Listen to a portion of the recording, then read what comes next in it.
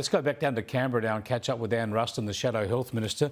Thanks for joining us, Anne. I want to ask you first up about the government having trouble with a lot of ministers in breach of the Ministerial Code of Conduct. They're all offloading shares left, right and centre, and now the Attorney-General, Mark Dreyfus, is in the frame.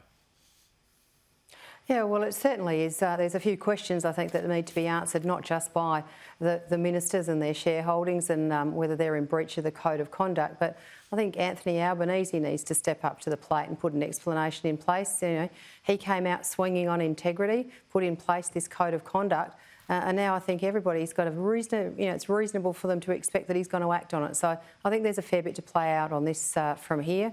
But yeah, I think the Prime Minister's got a few questions to answer.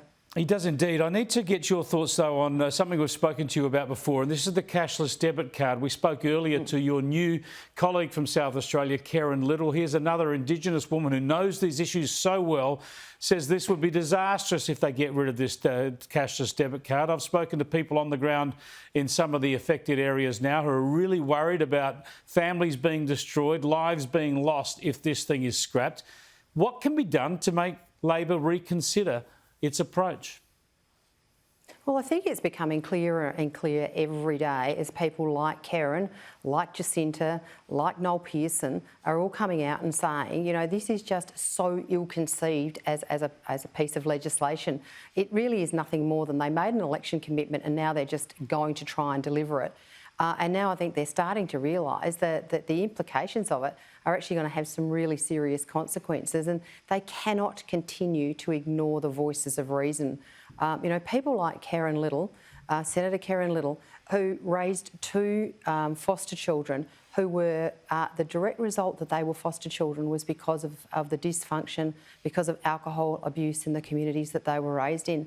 You know, you cannot ignore the lived experience. And I think Karen made the comment on your show, you know, whose human rights are these people? Is the government trying to protect the human rights of the perpetrator or the human rights of the victims? And I really do think that, you know, we just need to keep the pressure on, because hopefully this government cannot resist the kind of pressure from people like, you know, Karen, like Noel Pearson, about that catastrophic damage that can be done if they just rip this card out and leave communities to fend for themselves with no supports whatsoever, which appears to be what they're prepared to do. Well, indeed, it's an issue that's so important for Indigenous communities. It actually affects the future, the very health and prosperity and livelihoods, lifestyles of children and families in Indigenous communities. And Labor is saying they want an Indigenous voice. And yet, as you say, they're hearing from Noel Pearson and from Jacinta Nampijinpa-Price, from Karen Little now and others. And I know some of the service providers in these communities where the cashless debit card has helped families now.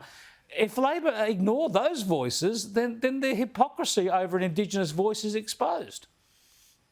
Look, absolutely. How can you say that you want Indigenous voices to be at the centre of decision-making about policies that affect Indigenous people, and then bring in a piece of legislation that has a significant impact on so many Indigenous Australians, and they don't even bother to speak to the people that it's impacted? They didn't even speak to the traditional credit union, the Indigenous Credit Union in the Northern Territory, that actually provides the cashless debit card. They are a provider, like Inju, of the cashless debit card. They didn't even bother to speak to them before they made the announcement about this policy. I mean, the hypocrisy is just extraordinary.